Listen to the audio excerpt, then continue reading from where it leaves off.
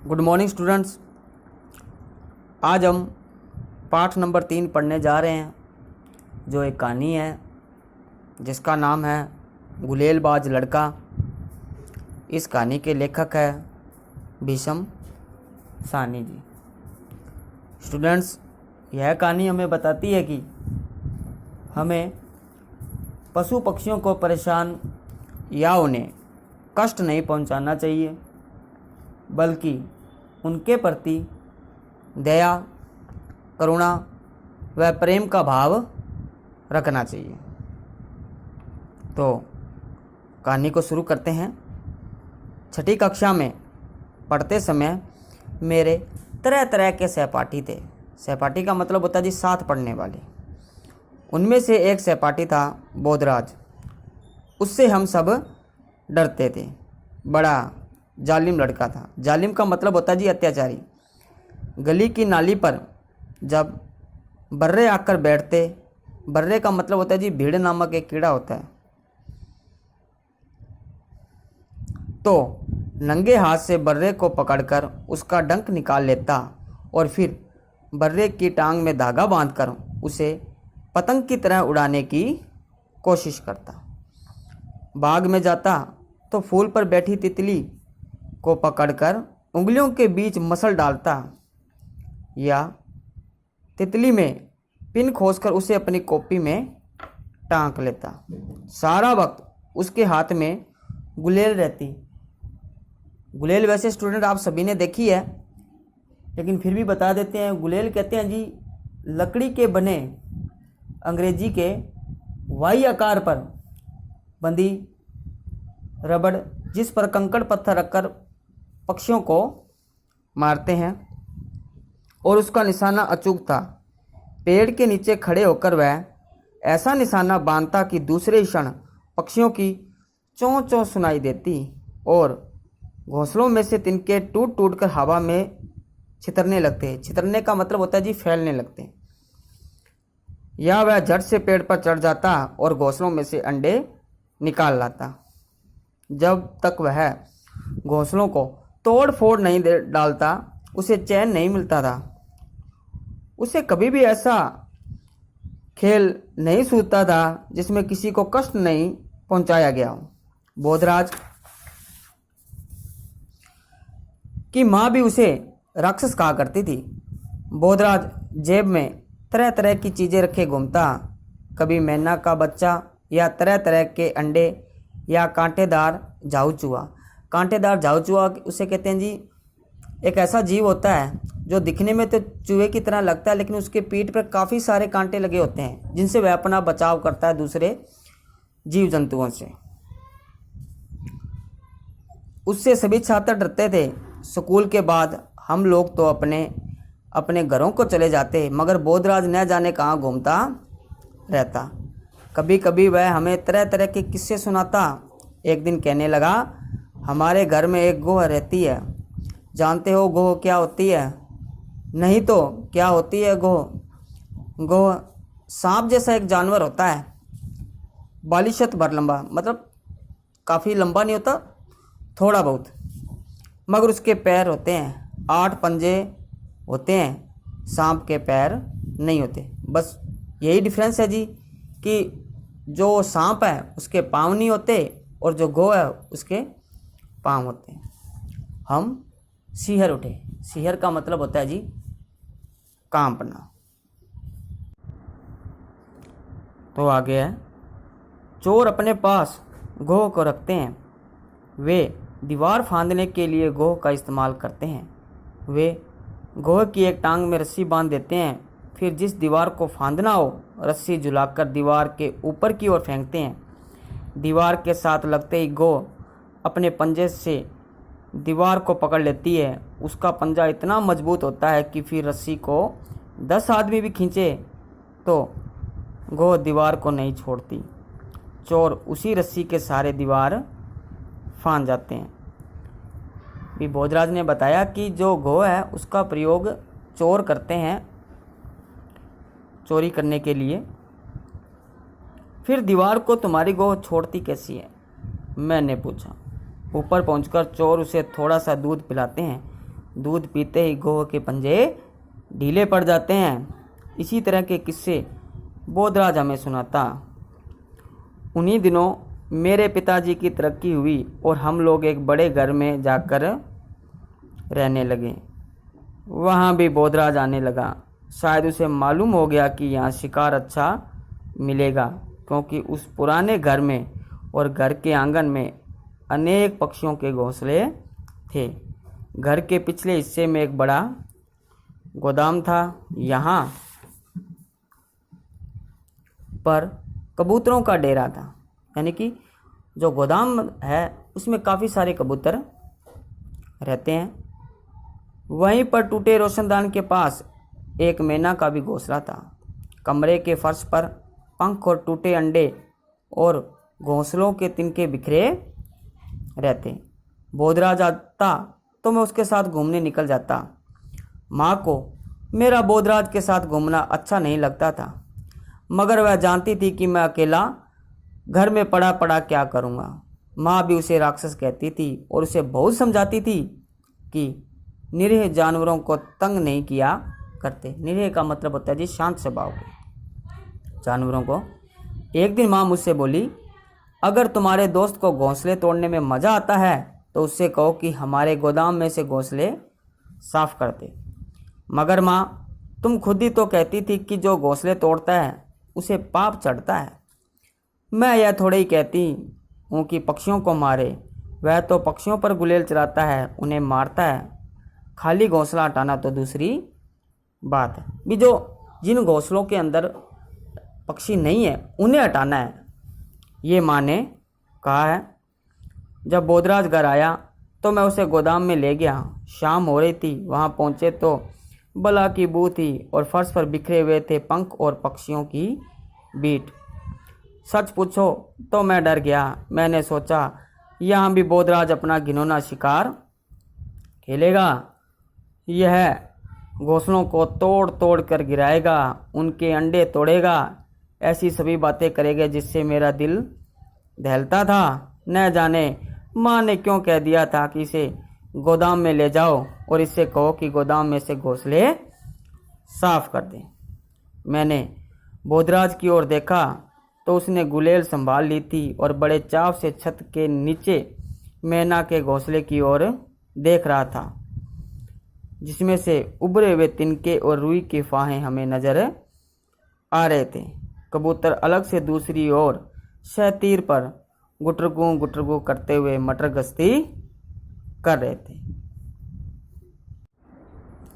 आगे है, घोंसले में मैना के बच्चे हैं। बोधराज ने कहा और अपनी गुलेल साध ली। तभी मुझे घोंसले में से छोटे छोटे बच्चों की पीली पीली नन्ही चोंचें झांकती नजर आई। इनके माँ बाप कहाँ हैं? मैंने पूछा। चुग्गा लेने गए हैं। चुग्गा का मतलब होता है जी दाना। अभी आते ही होंगे, कहते हुए बोधराज ने गुलेल उठाई।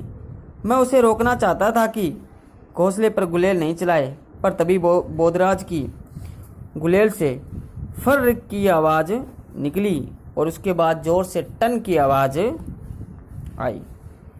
गुलेल का कंकड़ घोंसले में न लगकर सीधा टीन की छत पर जा लगा था। तभी बोधराज ने गुलेल से एक और वार किया। अब की बार कंकड़ शहतीर से लगा। कंकड़ का मतलब होता है जी पत्थर। बोधराज अपने अचूक निशाने पर अकड़ता रहता था। दो निशाने चूक जाने पर वह बौखला उठा। अब की बार वह थोड़ी देर तक चुपचाप खड़ा रहा। जिस वक्त मैना के बच्चों ने चोंच फिर से उठाई, उसी समय बोधराज ने तीसरा वार किया। अब की कंकड़ घोंसले के किनारे पर लगा। 3-4 तिनके और रुई के गोले उड़े, लेकिन घोंसला नहीं गिरा। बोधराज ने फिर से गुलेल तान ली थी। तभी कमरे में एक भयानक सा साया डोल गया। रोशनदान के सीखचे पर एक बड़ी सी चील पंख फैलाए बैठी थी। हम दोनों ठिठक कर उसकी ओर देखने लगे। रोशनदान में बैठी चील भयानक लग रही थी। यह चील का घोंसला होगा। चील अपने घोंसले में लौटी है, मैंने कहा। भी अचानक ही गोदाम के अंदर चील आ गई तो उसे देखकर दोनों ही डर गए। नहीं, चील का घोंसला यहाँ कैसे हो सकता है? चील अपना घोंसला पेड़ों पर बनाती है, यह मैना का घोंसला है। उस वक्त घोंसले में से चों चों की ऊंची आवाज़ आने लगी और मैना के बच्चे पंख फड़फड़ाकर चिल्लाने लगे। हम दोनों निश्चेष्ट से खड़े हो गए। मतलब कि होता है जी, अचेत होकर खड़े रह जाना, यह देखने के लिए कि अब चील क्या करेगी। हम दोनों टकटकी बांधे चील की ओर देखे जा रहे थे। चील रोशनदान में से अंदर आकर सहतीर पर बैठ गई थी। वह अपना छोटा सा सिर हिलाती, कभी दाएं और कभी बाएं देखने लगी। मैं चुपचाप था। बोधराज भी न जाने क्या सोच रहा था। यह यहाँ रोज आती होगी, बोधराज बोला। अब मेरी समझ में आया कि फर्श पर जगह जगह पंख और मांस के लोथड़े बिखरे पड़े रहते हैं। जरूर हर आए दिन चील घोंसले पर झपट्टा मारती रही होगी। आगे है, बोधराज अभी भी टकटकी बांधे चील की ओर देख रहा था। अब चील धीरे धीरे सहतीर पर चलती हुई घोंसले की ओर बढ़ने लगी थी और घोंसले में बैठे मैना के बच्चे पंख फड़फड़ाने और चीखने लगे थे। बोधराज अब भी मूर्तिवत खड़ा चील की ओर ताके जा रहा था। मैं घबरा उठा। मैं मन में बार बार कहता, क्या फ़र्क पड़ता है अगर चील मैना के बच्चों को मार डालती है या बोधराज अपनी गुलेल से उन्हें मार डालता है। अगर चील नहीं आती तो इस वक्त तक बोधराज ने मैना का घोंसला नोच भी डाला होता। तभी बोधराज ने गुलेल उठाई और सीधा निशाना चील पर बांध दिया। चील को मत छेड़ो, वह तुम पर झपटेगी, मैंने बोधराज से कहा। चील को निशाना नहीं लगा। कंकड़ छत से टकराकर नीचे गिर पड़ा और चील ने अपने बड़े बड़े पंख फैलाए और नीचे सिर किए घूरने लगी। चलो यहाँ से निकल चले, मैंने डर कर कहा। नहीं, हम चले गए तो चील बच्चों को खा जाएगी। उसके मुंह से यह वाक्य मुझे बड़ा अटपटा लगा। स्वयं ही तो घोंसला तोड़ने के लिए गुलेल उठा लाया था। भी बोधराज जहाँ जालिम लड़का था, अत्याचारी लड़का था, उसके मुंह से यह वाक्य सुना कि चील इन बच्चों को खा जाएगी। यह सुनकर उसे बड़ा ही अटपटा लग रहा था। बोधराज ने झट से गुलेल मुझे थमा दी और जेब से 5-7 कंकड़ निकालकर मेरी हथेली पर रखे। तुम चील पर गुलेल चलाते जाओ, उसे बैठने नहीं देना, उसने कहा और स्वयं भागकर दीवार के साथ रखी मेज को फर्श के बीचों बीच लाने लगा।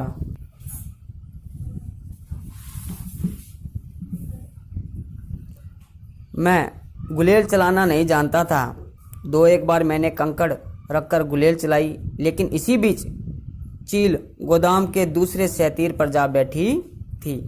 बोधराज मेज को मैना के घोंसले के नीचे ले आया। फिर उसने एक टूटी हुई कुर्सी पर रख दी और उसके ऊपर खड़ा हो गया। फिर बोधराज ने दोनों हाथ ऊपर को उठाए।